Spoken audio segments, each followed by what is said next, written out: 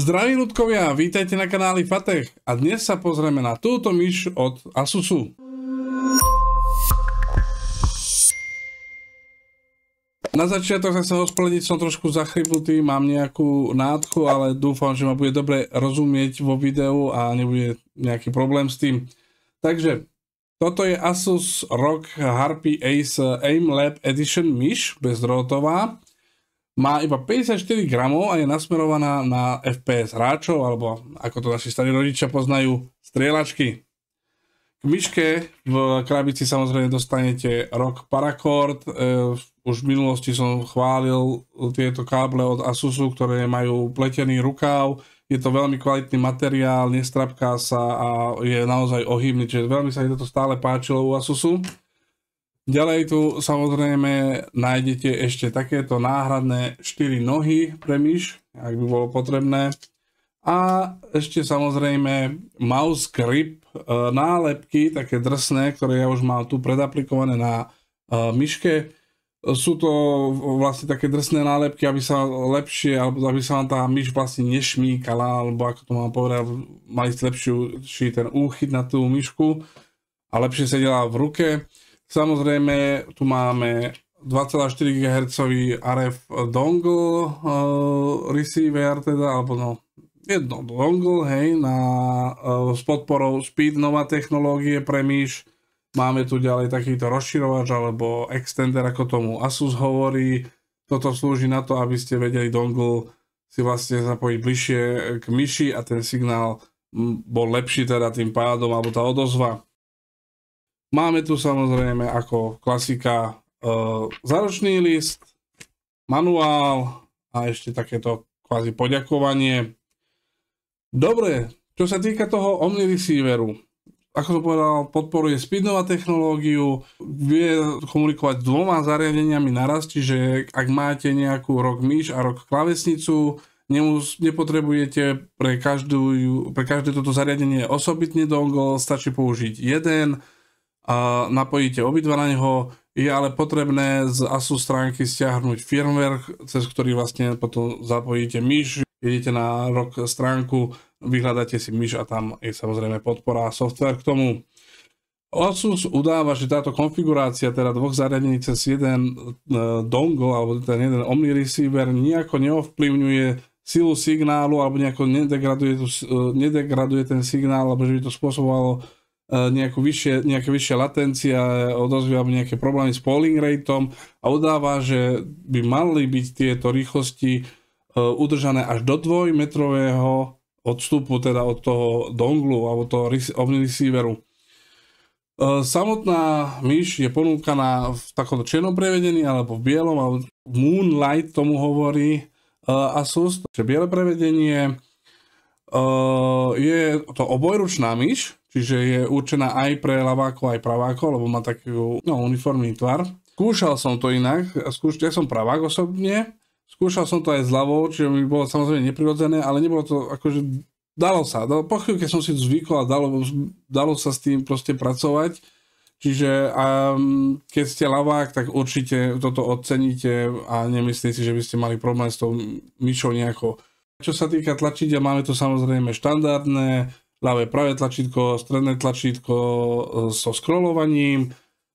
Na boku sú samozrejme 2 tlačidlá pre dopredu a späť, ako to bežne je nastavené, alebo si to môžete samozrejme cez Armoury Crate predstaviť ako vy chcete. A zo spodnej strany sa samozrejme nachádza ešte DPI tlačítko a párovacie tlačidlo. Je tu ešte aj úložný priestor pre dongle. Celkové rozmery tejto myšky sú 127,5 mm na dĺžku, 63,7 mm na šírku a 39,6 mm na výšku. A takže ako som spomínal, myš je naozaj ľahká, má iba 54 gramov a to je vďaka tomu, že je vyrobená z tzv. Bionylónu. Pozor, nejedná sa o nylón, ktorý je vyrobený z nejakého kaučuku alebo nejakých rastlinných vlákien, ale jedná sa vlastne o umelinu, ktorá bola biologicky alebo organicky rozložená cez baktérie a z toho je potom samozrejme vyrobené telo tejto myši, čo vlastne Asus aj dáva do popredia, že to je vlastne tak environmentálne nasmerovaná myška. A taktiež, čo sa týka spínačov na tejto myši, nie sú to push-fit spínače, sú mechanické, ale nie sú push-fit, čiže ich neviete vymeniť, ale majú životnosť až 70 miliónov klikov a taktiež Asus udáva, že majú aj dlhšiu, alebo teda, nie dlhšiu, pardon, vyžadujú vyššiu silu stlačenia, čo je vlastne aj kvôli tomu, aby ste náhodou nechtiac tlačilo vtedy, keď nechcete, čiže to bolo tak myslené. Čo sa týka senzoru, Aimpoint senzor je tu, ktorý má rozlíšenie od 100 do 36 000 dpi, vláda rýchlosti, alebo teda zrýchlenie do 50 gramov a rýchlosti do 650 IPS, čiže je to celkom fajné. Čo sa týka polling rateu zase na druhej strane, maximálny polling rate na tejto myške je 1000 Hz. Pozor, je to len cez buď dongle, cez 2.4 RF signal Speednova, alebo potom cez USB pripojenie na priamo, hej. Bluetooth pripojenie nezvláda až taký vysoký polling rate. Taktiež Asus udáva, že 1000 Hz polling rate bol zvolený za to, lebo vlastne dá sa ísť aj vyššie a dá sa ísť až do 4000, aj 8000 niektoré zariadenia zvládajú polling rate, 8000 Hz teda. Ale Asus udáva, že 1000 Hz polling rate bol zvolený za to, aby jednoducho bola dlhšia výdrž batérie, alebo teda dlhšia životnosť batérie a taktiež vyššie polling ratey, už tam vlastne ten pomer z toho, ako to vplýva na tú životnosť tej batérie a ten prínos, ktorý to dáva, že už je tam vlastne minimálny. Udávaná výdrž batérie je až 90 hodín na 2,4 Hz RF signáli, ale pozor, je to v prípade, že máte vypnuté podsvietenie. Ak zapnete podsvietenie, Asus udáva 78 hodinovú výdrž batérie, alebo teda životnosť batérie. Môže to potvrdiť mne pri bežnom 4 až 5 hodinovom používaní denne myši. Mi vydržala nejaké tie 2 týždne. Teda 2 týždne, 14 dní krát 4-5, vám to vychádza zhruba tých 80 hodín, čiže to celkom sedí s tým, čo udáva Asus. Interná pamäť myši vie uložiť až 4 profily, ktoré si môžete zadať, a je tam ešte 5. profil, ale ten je rezervovaný pre automatickú konfiguráciu myšky cez AimLab software, za to sa aj volá AimLab, lebo napríklad aj tuto je teda logo AimLab. Táto myš bola vyvinutá v spolupráci s AimLab profesionálmi. 5. profil je do nej zakombinovaný, aby ste si vedeli vlastne cez AimLab urobiť testy a tým pádom vyhodnotí sa vám, aké máte mať nastavenia myši, čo sa týka samozrejme DPI a tak ďalej. Tak poviem, skúsil som to, alebo respektíve chcel som to skúsiť, lenže tu také negatívum asi prvé na začiatok, musíte mať predplatený AimLab. Čiže neviete mať tú zadarmo verziu, musíte ju mať predplatenú a až vtedy viete využiť toto automatické ladenie myšky alebo testovanie. Taká špecialitka. Myška podporuje alebo má v sebe zabudované aj špeciálne skratky tlačidiel, napríklad zo spodnej strany, keď stlačíte DPI gombík na 3 sekundy a potom stlačíte scroll a scrollujete hore dole, tak si viete on the fly, alebo teda nastavovať DPIčka po 50 DPI alebo 50 jednotkových skokoch. Táto skratka alebo táto funkcionalita nefunguje zrovna najlepšie, sa priznám, mal som s tým problémy. Ale napríklad potom máte tu ešte funkcionalitu, že stlačíte gombík na párovanie a druhý gombík a tým si viete prepínať polling rate. Toto fungovalo úplne bez problémov. Taktiež párovací gombík plus gombík 1 vám, keď hráte a dvíhate myš a tak si viete nastaviť, že aký vysoký je tento váš zdvih, aby vlastne myš nesnímala váš pohyb v tomto momente. Potom je tu samozrejme ešte resetovanie softwarových nastavení alebo firmwarových nastavení myší. Keď náhodou ste si sa vlastne s tým bavili, nastavovali ste to a chcete to naspäť resetovať všetko na nulu, tak jednoducho stlačíte 5. 6. gombík plus scroll, čiže tieto tri na vrchu. Podržíte ešte DPI gombík, vlastne tieto stlačíte spolu na 3 sekundy a resetnú sa vám všetky nastavenia naspäť do vlastne fabrikačného nastavenia. Cena tejto myšky je momentálne 107 €, ale tuším, že je vo Black Friday výpredaji, alebo teda Black Friday akcii, čiže je trošku drahšia normálne. A sú ešte ďalšie verzie tejto myši. Jedná sa o Harpy Ace Mini, to je ešte menšia verzia. O 10 mm je kratšia, o 0,1 mm teda je užšia a o nejaké 2,5 mm je nižšia ako táto myš. Má ale iné výhody. Harpy Ace Mini už podporuje 8000 Hz polling rate, a to vďaka polling rate boosteru, čo je vlastne taký USB tiež dongle, niečo podobné ako je tento extender, ale je to dongle, ktorý zapojíte do svojho počítača a na to zapojíte potom buď paracord, alebo samozrejme ten samotný Omnireceiver.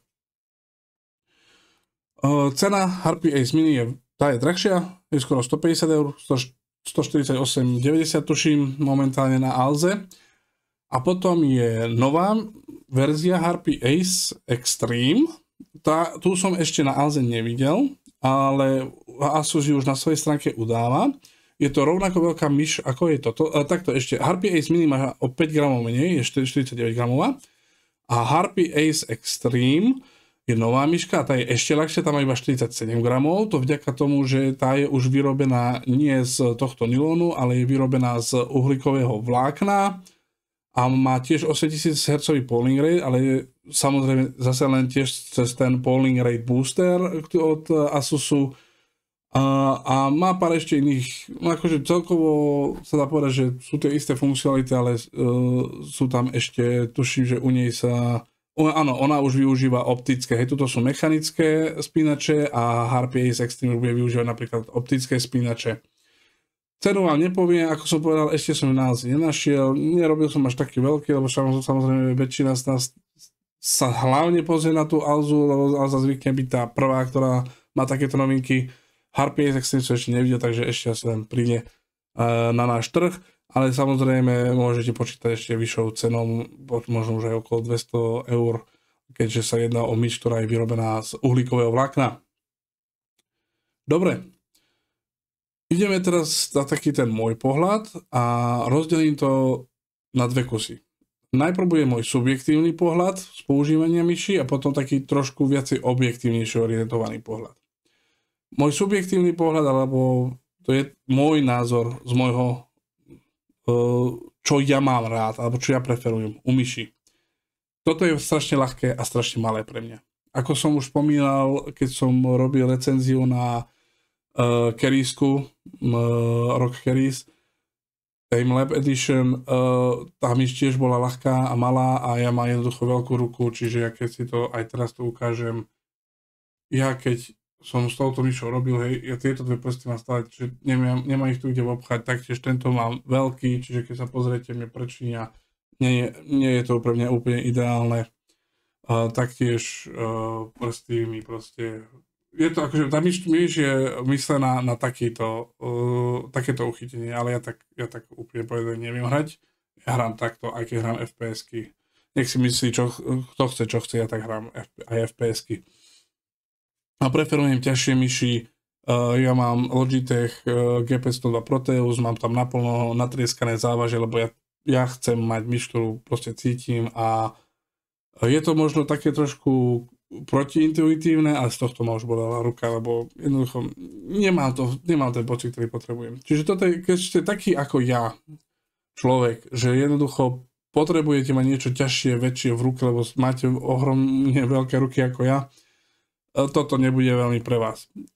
Čo ale musím uznať je, že ten senzor a ten polling rate a všetko, proste nielen v hrách, ale keď som pracoval, keď som robil thumbnaily pre svoje videá, tá myš robí čo chcete, je naozaj presná. Nemal som problém úplne v pohode ju ťahať a mazať, keď som na čo potreboval, alebo niečo odstraňovať, alebo nakresť potiahnuť nejakú čiaru alebo čo, absolútne bez problémov. Nebolo to také, že by som musel sa opravovať dookola, ja neviem čo, fakt, že tá myš robí čo chcete. A to je fakt, že pozitívne. Dobre, teraz taký ten trošku optimistickejší pohľad. Čiže je výborná, je to aj dobre do ruky, aj pre pravákov, aj pre ľavákov, naozaj dobre sedí v ruke. keď preferujete ľahké myši, toto viem veľmi vrelo odporučiť, je to no, akože super, aj kvalitou, aj jedna vec napríklad u Kerisky, ktorú som kritizoval, bolo, že ROG logo bolo podsvietené a to logo, alebo teda to podsvietenie vám indikuje, keď máte nízku, alebo teda už batéria je pomaly vybitá, čo si viete nastaviť cez Armoury Crate, že kedy vám to má vlastne ukazovať, alebo teda začne blikať na červeno. Čiže teraz už keď je to na tom kolečku, to kolečko je podsvietené, keď je to na tom kolečku, tak úplne, že bez problémov to vidíte a má to aj zmysel. A toto je pozitívne, čo poviem negatívne z takého objektívneho pohľadu je tento DPI tlačítko. Skrz aj tej funkcie, že viete to využiť nielen na to, aby ste prepínali si DPI, ktoré máte prednastavené v profile, ale že to viete využiť aj na to, aby ste on the fly si doupravili DPIčka. Je to dosť blbé tú výšku jednoducho stále dvíhať, stlačiť a teraz, hej, keby bolo to tlačidlo tak, kde tu, tak viem urobiť niečo také, že viem si takto napríklad, alebo neviem, pomôcť si tretím prstom a scrollovať, alebo čo, hej, keby to tlačí, alebo možno z boku, keby bolo napríklad tiež ďalšia vec. Viem si to ešte ľahšie, lebo viem, týmto prstom by som vedel stlačiť DPI tlačítko, nemusel byť tu proste to by bolo treba trošku ešte vymyslieť, kde presne bolo, ale keby bolo niekde napríklad z boku, viem si ho stlačiť a viem takto scrollovať a nemusí dvíhať myš, hej. To párovacie tlačidlo nevadí, že je na spodnej strane, lebo to nepotrebujete stlačiť pravidelne. Aj keby ste, no akože dobre, ten polling rate chcete nastaviť, alebo čo, tak možno skrz to, ale aj tak, nie, to netreba. Ale toto, doľaďovanie DPIčka je dosť dobrá vec, aby si to vedel človek rýchlo spraviť v hre, keď je priamo v nejakej FPS-ke. Čiže toto je taký môj negatívny postoj k tomu, ale mimo toho, myš hardware ako taká super. Kritiku, ktorú stále budeme mať na Asus, je Armoury Crate. Ten Armoury Crate jednoducho nefunguje. Klasický Armoury Crate mi fungoval lepšie ako ten Armoury Crate Gear pri tejto myši, ale napríklad aj v klasickom Armoury Crate mi nechcela myš fungovať cez... alebo nevedel som nastavovať cez USBčko a zase Armoury Crate Gear mi bral len only receiver, alebo teda len 2,4 GHz signál, čo je dosť blbé, lebo keď neviete, lebo vy potrebujete zapojiť myš cez USB a potrebuje byť aj dongle, keď ju prvýkrát konfigurujete a vlastne keď vám to tam nezobrazí a neviete to nejako robiť, tak no. Čiže ten software, ten Armoury Crate software jednoducho potrebuje prepracovať. Inak nemám výhrad, môžem vám to veľmi dobre odporučiť. Je to síce drahšia myš, ale ak ste niekto, kto naozaj má záujem, alebo ste niekto, kto kvázi profesionálnejšie hrá FPS hry, alebo čo, toto vás určite nesklame.